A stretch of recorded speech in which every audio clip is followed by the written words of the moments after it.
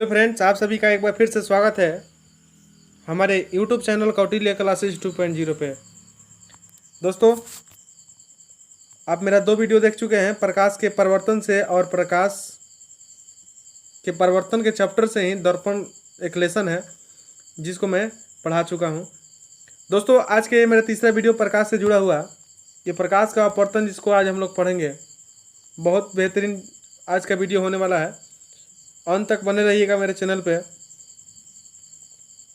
मैं आपको अच्छा से बताने वाला हूं।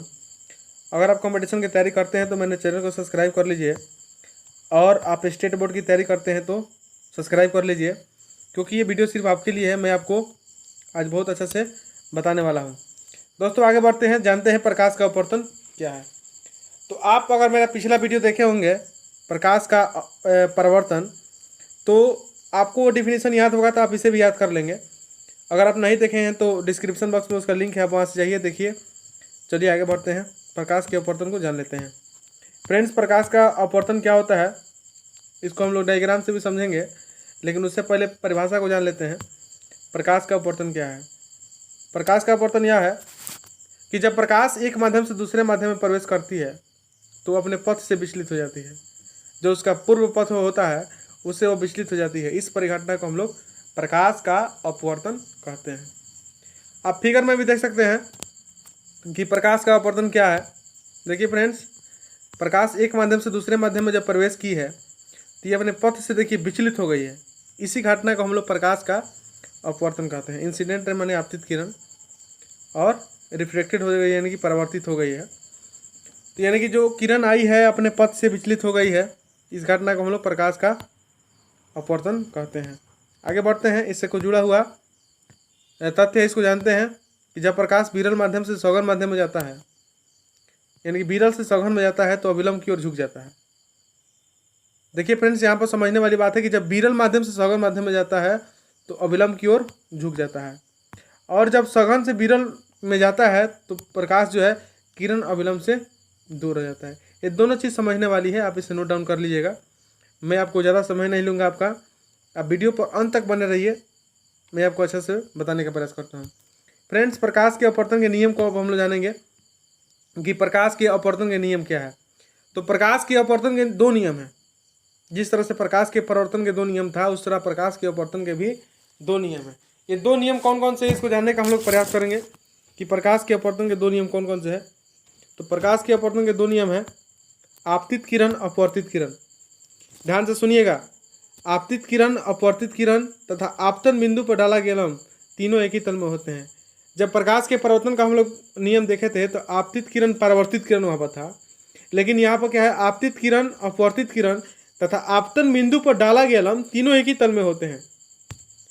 और दूसरा नियम देखिए कि प्रकाश के किसी विशेष रंग के लिए, प्रकाश के किसी विशेष रंग के लिए आपतन कोण की ज्या और अपवर्तन कोण की ज्या का अनुपात एक स्थिर होता है, यानी कि एक अचर के बराबर होता है। प्रकाश के किसी विशेष रंग के लिए, आप इसको पढ़िए और समझने का प्रयास कीजिए, मेरी बातों को ध्यान से सुनिए, कि प्रकाश के किसी विशेष रंग के लिए आपतन कोण की ज्या, आई मतलब आपतन कोण और आर मतलब अपवर्तन कोण, आपतन कोण की ज्या अपवर्तन कोण की ज्या के अनुपात के बराबर होती है। यानी क्या, साइन आई बटा साइन आर। यानी कि देखिए फ्रेंड्स, यहाँ पर साइन आया है, साइन को हिंदी में हम लोग ज्या बोलते हैं, ज्या। कॉस को हम लोग हिंदी में को ज्या बोलते हैं, और टेन को हम लोग हिंदी में स्पर्श ज्या कहते हैं। तो अब दूसरा का नियम के अनुसार चलिए, तो कह रहा है कि कोण की ज्या का अनुपात स्थिर होता है, यानी कि ज्या का बात करेंगे, साइन आई बटा साइन आर इक्वल टू के मतलब कांस्टेंट, के मतलब कांस्टेंट यानी कि अचर जो कभी नहीं बदले, के मतलब अचर जो कभी नहीं बदलेगा, के है तो के ही रह जाएगा, कोई अंक हो सकता है, यानी कि जिसका मान जो है ना निकले वो अचर होता है, यानी कि साइन आई बटा साइन आर, आप इसे याद रखेंगे। फ्रेंड्स, इस नियम को हम लोग एस्नेल का नियम भी बोलते हैं। ध्यान से सुनिएगा, ये जो नियम आप देखें दूसरा का नियम, इस नियम को हम लोग एस्नेल का नियम भी कहते हैं। एस्नेल का नियम है, इसे हम लोग एस्नेल का नियम भी कहते हैं। तो आप इसे अच्छा तरीका से याद रखिएगा, एस्नेल का नियम क्या है। अब अगर आपको मतलब लिखाया नहीं जाएगा, आपको बताया नहीं जाएगा, आप सुन लीजिए यहाँ से, साइन आई बटा साइन आर इक्वल टू के, यानी कि क्या, प्रकाश का अपवर्तन का दूसरा नियम ही स्नेल का नियम कहलाता है। तो परीक्षा में ऐसे लिखने का प्रयास कीजिएगा, ये नहीं कि अब लिख देंगे कि प्रकाश के अपवर्तन का दूसरा नियम ही स्नेल का नियम कहलाता है, तो इस पर आपको नंबर नहीं मिलेंगे। आगे बढ़ते हैं। आप साइन आई बटा साइन आर याद रखिएगा। कुछ इसमें तथ्य है, इसको जानने का प्रयास करते हैं। कह रहा है कि जो इसका मान होता है, स्थिरांक होता है, वो दूसरे माध्यम का पहले माध्यम के सापेक्ष अपवर्तनांक कहते हैं, यानी कि दूसरा माध्यम के सापेक्ष पहले माध्यम का अपवर्तनांक कहते हैं, यानी कि n/1 यानी कि दूसरा माध्यम के पहले माध्यम के सापेक्ष। आगे बढ़ते हैं। कह रहा है कि दो माध्यमों के युग्म के लिए अपवर्तनांक का मान दोनों माध्यमों के प्रकाश की चाल पर निर्भर करता है। ध्यान दीजिएगा कि दो माध्यमों के युग्म के लिए अपवर्तनांक का मान दोनों माध्यमों की प्रकाश की चाल पर निर्भर करता है, तो इसे आप याद रखिएगा। आइए फ्रेंड्स, वीडियो को आगे बढ़ाते हुए हम जानते हैं कि अपवर्तनांक क्या है।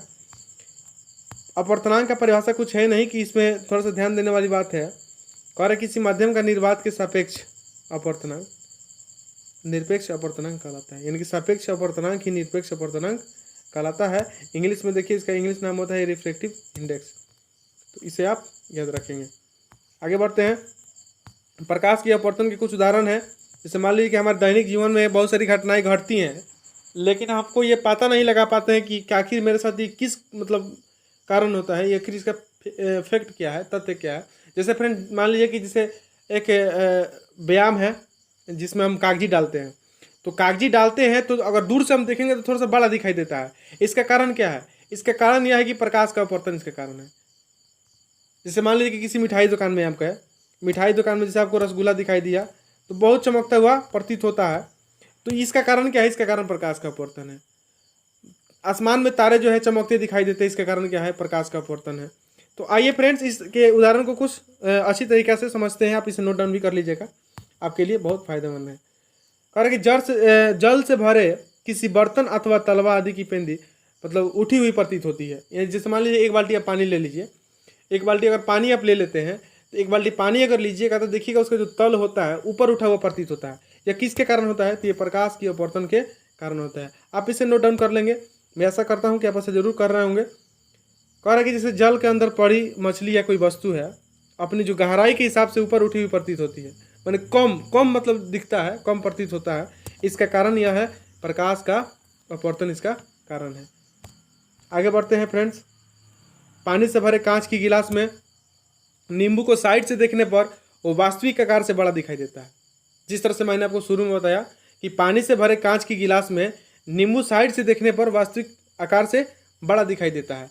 ये जो है प्रकाश के अपवर्तन के कारण होता है, तो इसे आप याद रखेंगे। आगे बढ़ते हैं। प्रकाश के अपवर्तन के कारण जैसे देखिए फ्रेंड्स, ये जो आपकी स्क्रीन पर दिख रहा है, इसको आप पढ़ने का प्रयास कीजिए। इसका कारण क्या है मैं आपको बताने का प्रयास करता हूँ। जैसे मान लीजिए कि सूर्य जब उगता है और जब डूबता है, तो सूर्य को उगने से पहले हम प्रतीत कर लेते हैं कि सूर्य जो है उगने वाला है, सूर्य दिखने वाला है। जब डूबता है उसके बाद भी दिखाई देता है। ये कारण क्या है? ये जो है प्रकाश के अपवर्तन के कारण है। उसी चीज़ को मैंने यहाँ पर नोट डाउन किया है कि प्रकाश के अपवर्तन के कारण सूर्य वास्तविक सूर्योदय से कुछ पहले दिखाई देने लगता है तथा वास्तविक सूर्यास्त के कुछ देर बाद तक दिखाई देता है। वास्तविक सूर्यास्त एवं आभासी सूर्यास्त में लगभग 2 मिनट का अंतर है, यानी कि जब उगते हैं जब डूबते हैं उन दोनों में 2 मिनट का अंतर होता है। आगे बढ़ते हैं। कह रहा है फ्रेंड्स कि सूर्योदय तथा सूर्यास्त के समय सूर्य की आकृति जो है चपटी या अंडाकार प्रतीत होती है। देखिए जब सूर्योदय उगते हैं तो एकदम चपटा हुआ दिखाई देता है या अंडाकार दिखता है। इसका कारण है कि प्रकाश का अपवर्तन इसका कारण है। कह रहा है कि वायुमंडल में बहुत सारी परतें हैं, भिन्न भिन्न घनत्व की परतें पाई जाती है, लेकिन रात्रि में तारों से आता हुआ प्रकाश इस प्रकार से गुजरता हुआ प्रतीत होता है जैसे लगता है कि तारे टिमटिमा रहे हैं, ऐसे ही लगता है। तो इसका कारण क्या है? तो इसका कारण है प्रकाश का अपवर्तन, इसका कारण है। आप इसे नोट डाउन करने का प्रयास कीजिएगा, मैं आपको समझाने का अच्छे से प्रयास कर रहा हूँ। दोस्तों, अगर आपको वीडियो अच्छी लग रही है तो मेरे चैनल को बिल्कुल आप सब्सक्राइब कीजिए, शेयर कीजिए। फ्रेंड्स, आगे आते हैं क्रांति कोण क्या होता है। क्रांति कोण तो कह रहा है कि किसी सघन माध्यम एवं विशेष आतंक और जिसके लिए विरल माध्यम में अपवर्तन कोण 90 डिग्री हो, यानी कि विरल माध्यम में अपवर्तन कोण क्या हो 90 डिग्री का हो, तो यह जो है क्रांति कोण कहलाता है। तो आप याद रखेंगे क्रांति कोण 90 डिग्री का होता है। आगे बढ़ते हैं, इसे आप समझ गए हैं, मैं आगे बढ़ता हूँ। प्रकाश का पूर्ण आंतरिक परिवर्तन क्या होता है, ये भी प्रकाश का ही घटना है। मैं जितनी भी घटनाएं हैं प्रकाश का मैं एग्जाम्पल के साथ लेकर आऊँगा आपको बताने के लिए। फ्रेंड्स, प्रकाश का पूर्ण आंतरिक परिवर्तन देखते हैं। कह रहा है, ध्यान से सुनिएगा, प्रकाश का पूर्ण आंतरिक परिवर्तन क्या है कि सघन माध्यम से विरल माध्यम में, ध्यान से देखिएगा, आपके स्क्रीन पर दिख रहा होगा, सघन माध्यम से विरल माध्यम में पाई जाने वाली प्रकाश किरण के लिए यदि आपतन कोण क्रांति कोण से अधिक हो, यानी कि 90 डिग्री से मान इसका अधिक हो, तो किरण सघन माध्यम के पृष्ठ से परावर्तित हो जाती है, सघन माध्यम में लौट आती है। इस परिघटना को प्रकाश का पूर्ण आंतरिक परिवर्तन कहते हैं। बहुत ही लाजवाब इसका आंसर है, आप 2 से 3 बार पढ़ेंगे तो आपको याद हो जाएगा। यानी कि क्रांति कोण से इसका मान जो है अधिक होता है, सघन माध्यम में लौट भी आती है। इस परिघटना को प्रकाश का पूर्ण आंतरिक परिवर्तन कहा जाता है। ये पूर्ण आंतरिक परिवर्तन जो है प्रकाश का ही घटना है। आगे बढ़ते हैं फ्रेंड्स, इसका उदाहरण क्या होता है, इसके उदाहरण को समझते हैं। बहुत एग्जाम में पूछता है कि हीरे का चमकना प्रकाश की कौन सी घटना है, प्रकाश का अपवर्तन है कि पूर्ण आंतरिक परिवर्तन है। तो इसमें बहुत सारे बच्चे जो है कन्फ्यूज हो जाते हैं। तो आइए मैं आपको बताने का प्रयास करता हूँ। आप एक बार फिर से देखिए, थोड़ा सा बैक करके, प्रकाश का पूर्ण आंतरिक परिवर्तन मैंने क्या बताया है, उसके हिसाब से आप इसके उदाहरण को तुरंत कैप्चर कर लीजिएगा। तो फ्रेंड्स, प्रकाश के उदाहरण क्या है, देखिए, हीरे का चमकना। देखिएगा फ्रेंड्स, हीरा का एक चमक अलग होता है, एक ऐसा चमक उसमें होता है कि मतलब आप उस पर करंटली नहीं देख सकते हैं। तो ये हीरे का चमकना है, जब प्रकाश का पूर्ण आंतरिक परिवर्तन, यानी कि प्रकाश जो पूर्ण रूप से चमकता है, हीरे का चमकना, तो ये प्रकाश के पूर्ण आंतरिक परिवर्तन के कारण होता है। दूसरा है मरीचिका। मरीचिका का नाम सुनकर आप थोड़ा सा सोच में पड़े होंगे कि आखिर मरीचिका क्या है, पहला बार सुन रहे हैं। तो मरीचिका मैं आपको बताने का प्रयास करूँगा। जब गर्मी के दिनों में जब सूर्य जब तेज़ी से मतलब उगते हैं, तेज धूप होता है, तो या आप रेगिस्तान में देखिए या किसी पिच पर देखिए, जो सड़क होता है, सड़क, उस पर क्या होता है कि ऐसे पॉलिशदार चमकता हुआ प्रतीत होता है। या रेगिस्तान में हो, रेगिस्तान में तो ज़्यादा दिखता है, लेकिन हम लोग सड़क पर देखते हैं अपने दैनिक जीवन में, तो क्या होता है कि चमकता हुआ प्रतीत होता है, ऐसे लगता है कि पानी जो है वहाँ पर तरा रहा है। तो ये फ्रेंड्स, इसी को हम लोग मरीचिका बोलते हैं। आप समझ गए होंगे। आगे बढ़ते हैं, पानी में पैदा हुए बुलबुले का चमकना। जैसे पानी में जो बुलबुला पैदा होता है उसका चमकना, ये जो है प्रकाश की अपवर्तन के कारण ही होता है। तो फ्रेंड्स, मैं आशा करता हूँ कि आप तीनों एग्जाम्पल को अच्छे से समझ गए होंगे। आप इसे नोट डाउन भी कर लीजिए या अपने दिल के डायरी में नोट कीजिए, दिल के डायरी में नोट कीजिए इसको, कि आप इसे कभी नहीं भूलेंगे। मैं आशा करता हूँ कि आपको यह वीडियो अच्छी लगी होगी। वीडियो को देखने के लिए आपका धन्यवाद। मैं आशा करता हूँ यह वीडियो आपको पसंद आई होगी। अगर आपको पसंद आई है तो आप अपने दोस्तों के पास शेयर कीजिए और मेरे चैनल को ज़रूर सब्सक्राइब कीजिए अगर आप इस चैनल पर नए हैं तो। दोस्तों, वीडियो को देखने के लिए धन्यवाद। फिर हम लोग मिलते हैं अगले वीडियो में।